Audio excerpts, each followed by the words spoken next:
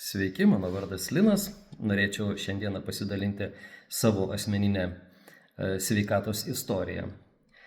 Taigi praėjusiais metais, čia prieš keletą mėnesių, gruodžio 23 dieną, nuvykau eiliniai kraujo donacijai, esu kraujo donoras nuolatinis ir dėja iš manęs nepaėmė kraujo, nes mano kraujo rodikliai buvo žemesni nei reikalingi donorams. Tai yra hemoglobinas nukritęs, eritrocitai ir panašiai.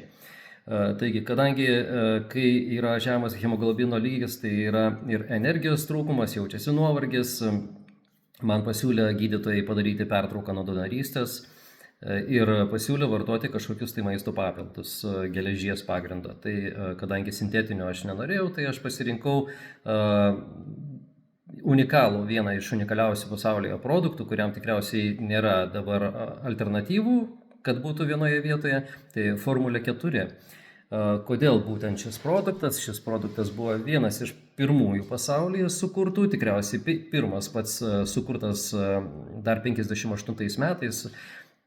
Žinomas toksikologas, maisto mokslininkas Arthur First sukūrė šį produktą, kuriame yra pirmasis produktas, kuriame yra ne tik mineralų ir vitaminų, bet yra natūralių lipidų ir stirolių, nes jau tada mokslininkai tyrinėjo, kodėl būtent sveiki žmonės, sveikai besimaitinantis žmonės jaučia energijos trūkumą ir tai būtent nustatė, kad dietoje trūksta natūralių lipidų ir stirolių reikalingų ląstelėms, tai yra, kad geriau įsisavintų visas kitas maisto medžiagas.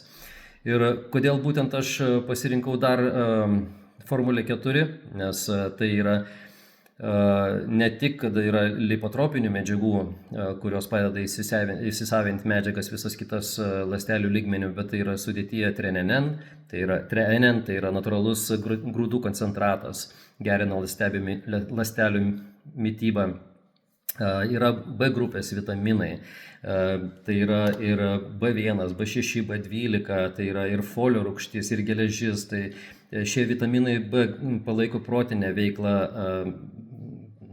folio rūgštis, geležis skatina kraujodarą, cinkas yra kiti mikroelementai, tai yra gerina imuninę sistemą. Na ir aišku, visi B grupės vitaminai ir mineralai palaiko gerą savijautą ir padeda kovoti su nuovargiu.